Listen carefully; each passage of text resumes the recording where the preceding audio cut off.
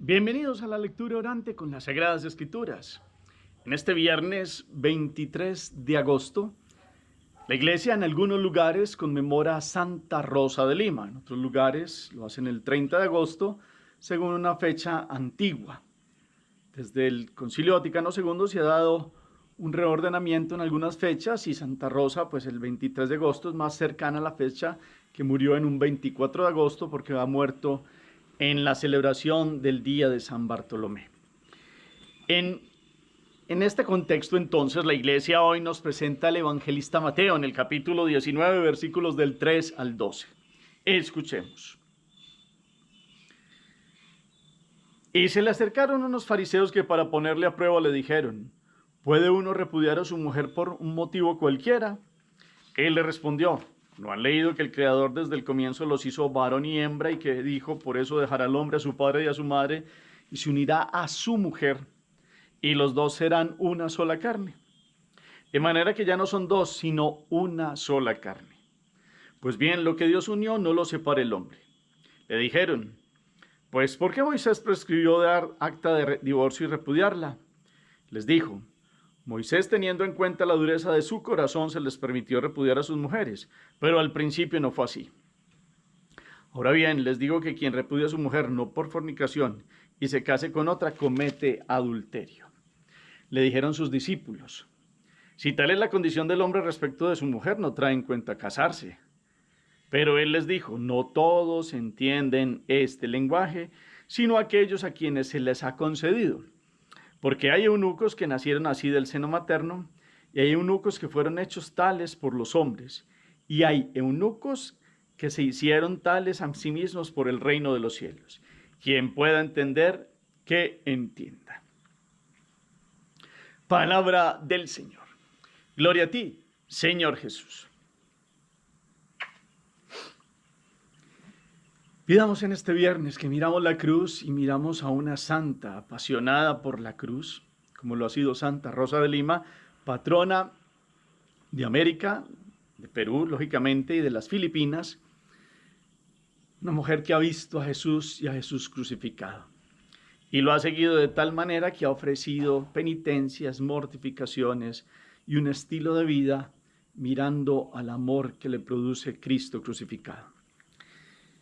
En ese contexto, entonces, pidamos al Espíritu Santo y digámosle: ven, Espíritu Santo, llena los corazones de tus fieles y enciende en ellos el fuego de tu divino amor. Envía tu Espíritu y todo será creado y renovarás la faz de la tierra.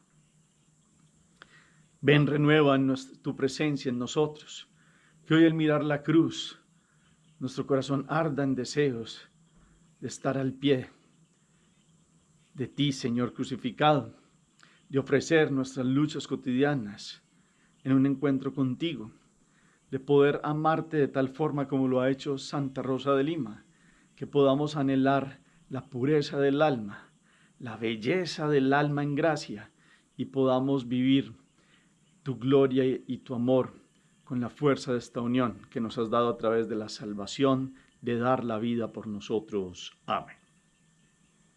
¿Qué dice el texto? Capítulo 19, versículos del 3 al 12. Ya lo habíamos escuchado hace relativamente poco. ¿Y por qué se trae este tema? Pues vamos a volver a tomar la lectura. En la primera lectura, quienes se le acercan a Jesús le hacen una pregunta sobre el repudio. ¿A qué se refieren? ¿Cómo contesta el Señor? Él los remite al Antiguo Testamento. ¿De qué está hablando? Ellos le vuelven a hacer una pregunta: entonces, ¿por qué Moisés permitió algo? ¿Sobre qué están hablando? Y Jesús da una aclaración y muestra las consecuencias de no vivir en la invitación de la antigüedad cuando el hombre dejará a su mujer, etcétera, etcétera. ¿A qué se refiere todo esto? Pero después, al final, hay otro momento donde Jesús habla de unos que se hacen eunucos. ¿De qué está hablando? Unos los hacen los hombres, unos se hacen. ¿Por qué? ¿Y qué relación tiene esto hoy con lo que estamos celebrando? Hacemos la pausa, la palabra resuena. La segunda lectura, quedémonos con una expresión, con un versículo. Y la tercera lectura nos quedamos con una síntesis en el corazón. Celebrar a Santa Rosa de Lima es celebrar a la primera mujer que fue canonizada en tierras americanas. Una mujer que ha nacido en 1586 en Lima, de ascendencia española, pero es americana, de nombre Isabel, pero por su color de piel, por todo lo rosado de su piel, su madre empezó a llamarla Rosa. Ya cuando la confirmó Santo Toribio de Mogrovejo, el arzobispo de Lima de la época, pues la llamaron Rosa y siguió utilizando este nombre, y desde muy pequeña sintió la inclinación por orar delante de Dios. Alguna vez sentía como que el niño Jesús, mirando una imagen de la Virgen María que tenía el niño Jesús, como que le invitaba a consagrarse totalmente en la vida a Él. Y esto empezó a generar unos deseos infinitos de vivir en la gracia de Dios, de dedicarse solamente a amar a Dios. A través de conversaciones con su hermano se daba cuenta que los hombres se fijaban mucho en la cabellera y en la belleza de las mujeres, y ella empezó por tomar una decisión férrea, firme, consagrarse totalmente a Dios. Entonces, cuando hoy se proclama este evangelio que habla del matrimonio y de lo del libelo del repudio, por allá el Deuteronomio 24, que al hombre sí se le permitía despachar a la mujer por cualquier motivo, a Jesús casi aquí no le están preguntando si eso se puede o no, es por cuál de los motivos se puede. Y habíamos hablado de unas tendencias en Israel que solo por el adulterio podían despachar y darles el libelo de repudio a la mujer para que se fuera de la casa, o otros por cualquier cosa. Era la interpretación del texto ahí que está en el capítulo 24 de Deuteronomio. Y mirábamos todo el plan creador de Dios, cómo Jesús los devuelve al principio y habla del hombre dejará a su padre y a su madre y se unirá a su mujer y serán los dos una sola carne. También habíamos hablado de la dignidad que Jesús vuelve a igualar la dignidad de la mujer. Esto no es que ya el hombre tenga una potestad de tomar una decisión, no.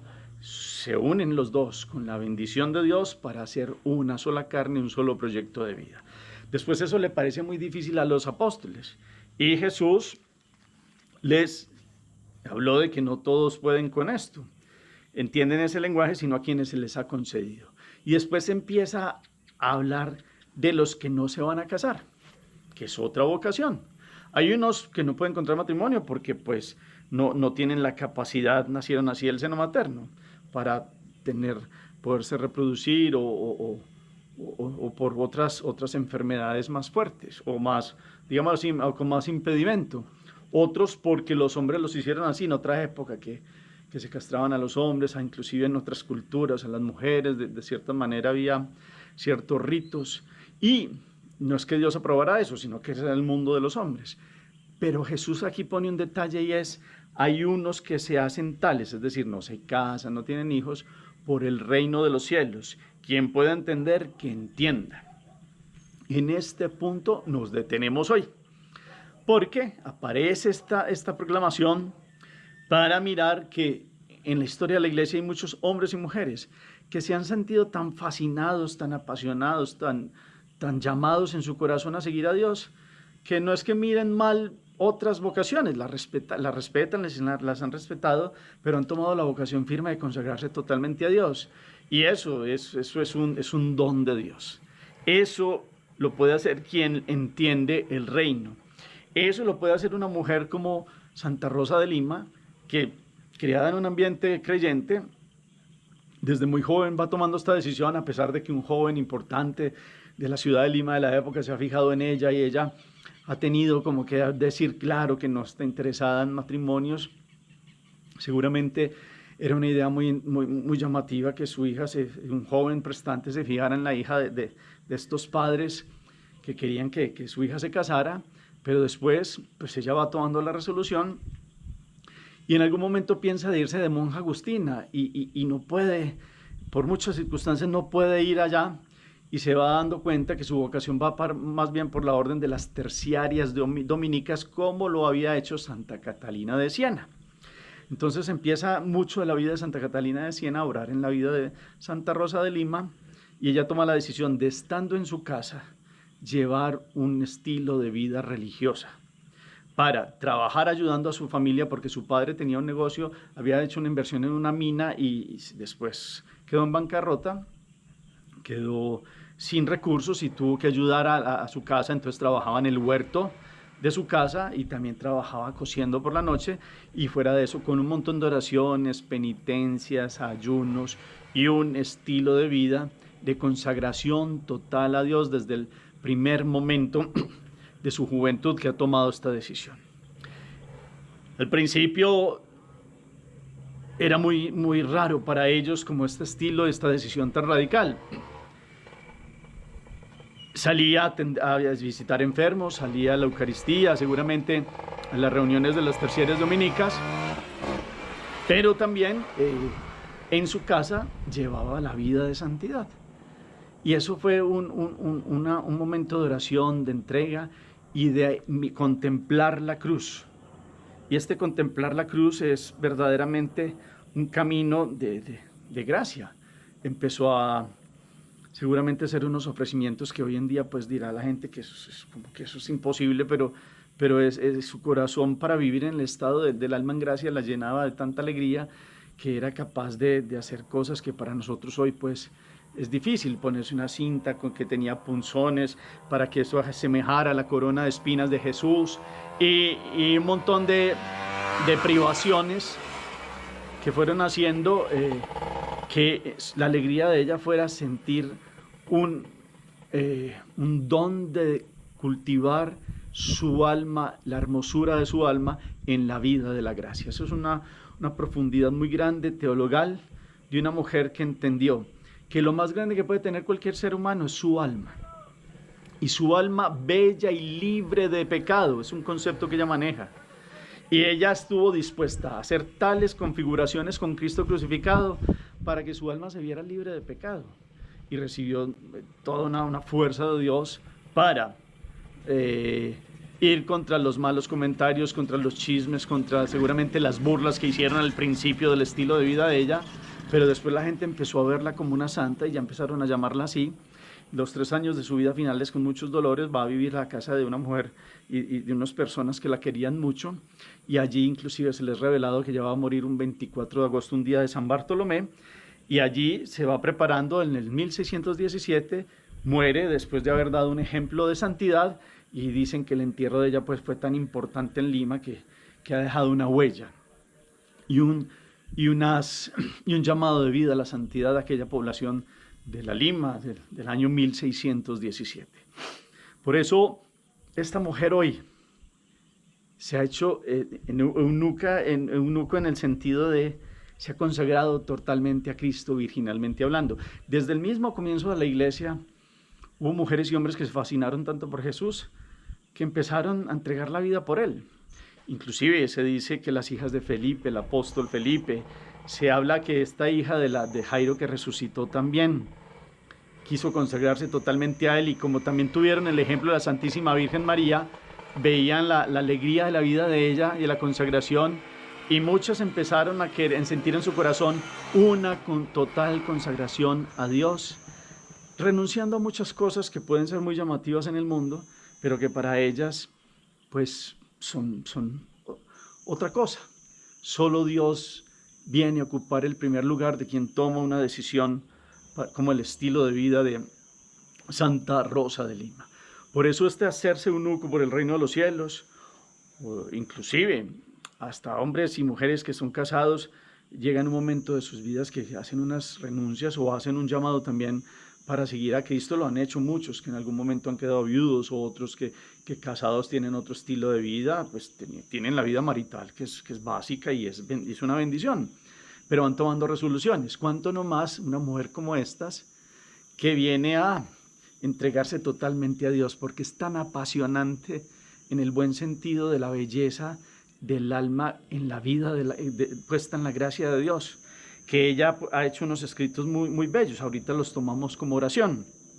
Aquí lo importante es, ya el Papa Clemente la canonizó en 1671 y habían puesto la celebración el 30 de agosto porque no podían el 24 porque era la fecha de San Bartolomé, pero después del Concilio Vaticano II han corrido un día más cercano a la verdadera muerte de ella, el día natalis, el nacimiento para el cielo, y hoy viene a mostrarnos que en el enamoramiento a Cristo crucificado vale la vida y vale la pena tener el alma en la gracia, hermosear el alma con Cristo es pedirle a Él que nos dé una fuerza interior como la que tuvo esta mujer para enfrentarse a un mundo que no comprendía al principio, vivir un estilo de vida que le dio el gozo y la alegría de una mujer que a los 31 años ya había aprendido lo que tuvo que aprender en esta tierra después de muchas oraciones, después de muchos sacrificios, después de muchas ayudas, después de visitar enfermos, después de mostrar santidad, después de transformar la vida de muchos a través de un ejemplo total, pues partió para el cielo a disfrutar el ser una de estas castas mujeres que han trazado una vida en el camino de la cruz. Por eso los invito a que hagamos oración. Dice Santa Rosa de Lima: El Salvador levantó la voz y dijo, con incomparable majestad: conozcan todos que la gracia sigue a la tribulación. Sepan que sin el peso de las aflicciones no se llega al colmo de la gracia. Comprendan que conforme al acrecentamiento de los trabajos se aumenta juntamente la medida de los carismas. Que nadie se engañe. Esta es la única verdadera escala del paraíso. Y fuera de la cruz no hay camino por donde se pueda subir al cielo. Y fuera de la cruz no hay camino por donde se pueda subir al cielo. Oídas estas palabras, me sobrevino un ímpetu poderoso de ponerme en medio de la plaza para gritar con grandes clamores, diciendo a todas las personas de cualquier edad, sexo, estado y condición que fuesen: oigan pueblos, oigan todo el género de gentes, de parte de Cristo y con las palabras tomadas de su misma boca, yo les aviso que no se adquiere gracia sin padecer aflicciones. Hay necesidad de trabajos y más trabajos para conseguir la participación íntima de la divina naturaleza, la gloria de los hijos de Dios y la perfecta hermosura del alma. La perfecta hermosura del alma. Este mismo estímulo me impulsaba impetuosamente a predicar la hermosura de la divina gracia. Me angustiaba y me hacía sudar y anhelar. Me parecía que ya no podía el alma detenerse en la cárcel del cuerpo, sino que se había de romper la prisión y libre y sola, con más agilidad, se había de ir por el mundo dando voces. Oh, si conociesen los mortales qué gran cosa es la gracia. Qué hermosa, qué noble, qué preciosa, cuántas riquezas que esconde en sí, cuántos tesoros, cuántos júbilos y delicias. Sin duda emplearían toda su diligencia, afanes y desvelos en buscar penas y aflicciones. Andarían todos por el mundo en busca de molestias, enfermedades y tormentos, en vez de aventuras por conseguir el tesoro último de la constancia en el sufrimiento. Nadie se quejaría de la cruz, ni de los trabajos que le caen en suerte, si conocieran las balanzas donde se pesan para repartirlos entre los hombres. Pero que quede claro que para subir al cielo solo se puede hacer por el camino de la cruz. No hay camino por donde se pueda subir al cielo. Fuera de la cruz no hay camino por donde se pueda subir al cielo. Y que quede claro para nosotros hoy que la gloria de los hijos de Dios y la perfecta hermosura del alma es buscar esta participación, esta unión con Cristo. Hermosear el alma es tomar una decisión radical como la de esta mujer y como la de muchos hombres y mujeres en la historia santos, que teniendo la condición que sean, hoy vemos una que es totalmente consagrada a Cristo, pero que han tomado una decisión de permanecer limpios de todo tipo de pecado. Esto lo pienso para mí, los invito a que esta meditación en este día, de estos que el que pueda entender, que entienda, que termina diciendo la palabra, nos ayude a consagrarnos totalmente a Cristo. Y también los casados, y en cualquier condición, si Dios tiene el primer lugar, viene en ímpetu porque el alma se hermosea de la presencia de Dios uno y trino. Y podamos vivir en esta gracia, en esta blancura, mirando al crucificado. Porque ella, cuando quería, seguramente el movimiento normal de la vida, atraerla a muchas otras cosas, miraba a Cristo en sus dolores, miraba a Cristo en sus sufrimientos y la motivaba a vivir en un estado de contemplación y entrega total a Él. ¿Qué queda entonces para que, como motivo y propósito hoy, cada uno analícenlo en el corazón? Gracias por el eco que colocan al final del chat. El Señor esté con ustedes y la bendición de Dios Todopoderoso, Padre, Hijo y Espíritu Santo, descienda sobre ustedes y los acompañe siempre. Podemos seguir en paz. Demos gracias a Dios. Feliz día para todos.